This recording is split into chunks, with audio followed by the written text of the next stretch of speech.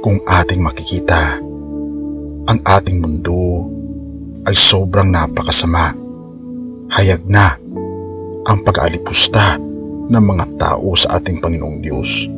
Makikita natin ang mga ginagawa ng mga tao sa social media, sa mga television networks, na aliw sila sa paglapastangan sa ating Panginoong Diyos. Ngunit ang nakakalungkot nito, mga kaibigan, hindi nila kasi alam na totoo ang Diyos at hindi rin nila alam ang trahedya na sila ay wala sa piling ng ating Panginoong Diyos. Sa buong banal na kasulatan, makikita natin ang isang tema. Si Jesus at ang mga apostol ay paulit-ulit na nagbabala na sa mga huling araw ay magaganap ang isang panlilinlang sa relihiyon na humahantong sa ikalawang pagdating ng ating Panginoong Hesukristo, ang relihiyon ng mundo.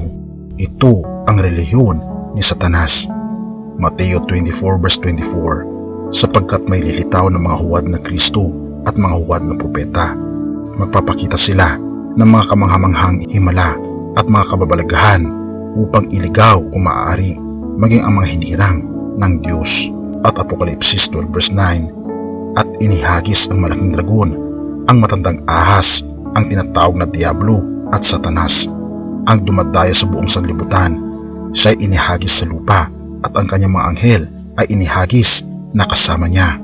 Apokalipsis 13 verse 14, at nadadaya niya ang mga nananahan sa lupa dahil sa mga tanda na sa kanyang ipinagkaloob na magawa sa paningin ng hayop, na sinasabi sa mga nananahan sa lupa na dapat silang gumawa ng isang larawan ng hayop na mayroon ng sugat ng tabak at nabuhay. Kaibigan, ito ang ating mundo ngayon. Ang ating mundo ay nalinlang ni Satanas. Kaya naman, ano ang binabanggit ng ating Panginoong Hesus sa mga tao noong panahon na siya ay nandito sa lupa, at ito rin ang kanyang babala sa mga tao sa huling kapanahunan? Bakit ganun na lamang ang pagbibigay ng babala ng ating Panginoong Diyos sa atin? Ang rason ay dahil tayo ay nasa huling kapanahunan na. Tayo, mga kaibigan, ay malapit na sa katapusan ng ating mundo, na kung saan may hahayag na, mga kaibigan, ang pag-worship sa mga antikristo. Ito ang pag-worship sa buong mundo. Ano bang ibig sabihin ng worship, mga kaibigan? Ito ang isang bagay na nagbibigay puri sa ating Panginoong Diyos. Ngunit kung hindi natin binibigyan ng puri ang ating Panginoong Diyos, tayo ay nasa mundo. Tayo ay nasa piling ni Satanas. Lahat tayo ay biktima ng kasalanan, na kahit na nananalangin tayo, na kahit na tayo ay nagbibigay ng ikapu at offering, na kahit na tayo ay nagpa-fasting, tayo ay hindi tinitigilan ng demonyo dahil alam niya na maikli na lamang ang kanyang oras dito sa mundo, kaya doble ang kanyang trabaho upang tayo ay kanyang mahila palayo sa piling ng ating Panginoon. Binabanggit ni Propetang Hosea na bakit napakaraming mga tao ang mawawala, ay ito ay dahil sa kanilang pagmamahal sa mundo, at wala silang karunungan dahil hindi nila binabasa ang banal na kasulatan. Hindi sila naniniwala patungkol sa mga bagay na nakasulat dito, at allergic sila na pag-usapan ang patungkol sa mga pangako at mga babala ng ating Panginoong Diyos.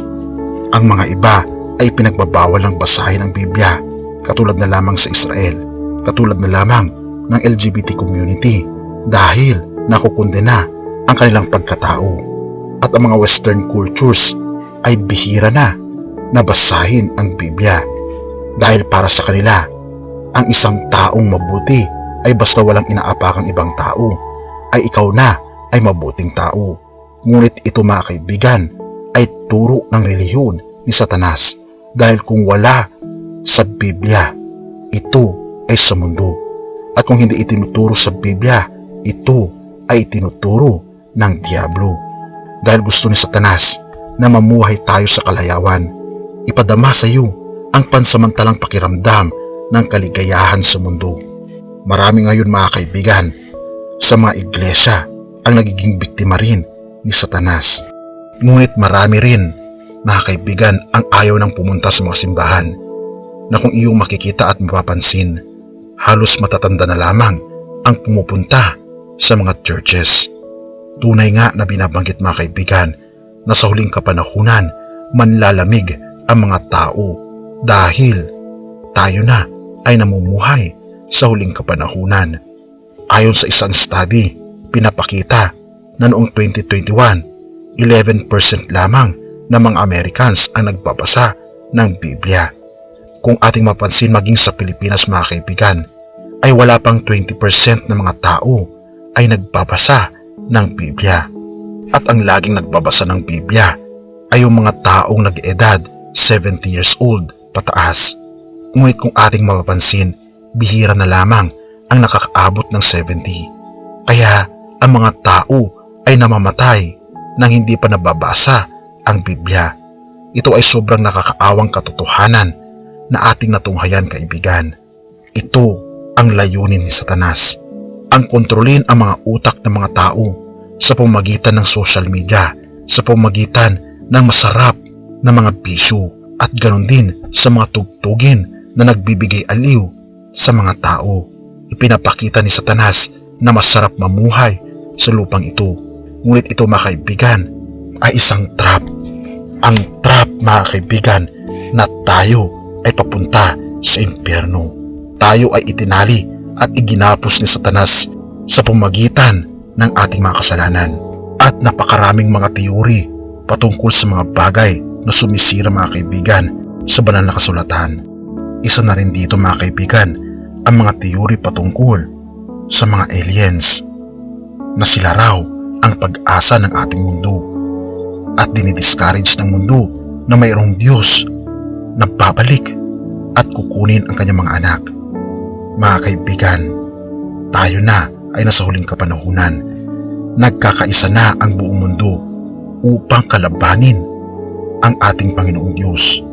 Nagkakaisa ang lahat ng mga leaders sa buong mundo upang buuin ang one world religion. Mapapansin natin ito mga kaibigan sa mga balita at napakaraming mga bilateral meetings. Ipinagkakaisa nila ang leadership ng mundo at magkaroon ng isang sistema na layunin na kontrolin tayo at ilayo tayo sa presensya ng ating Panginoong Diyos. Ngunit hindi sila magtatagumpay dahil ang ating Panginoong Diyos, siya na mismo ang unang nagtagumpay sa krus at kailanman ay hindi na siya matatalo. Kaibigan, talo na si Satanas.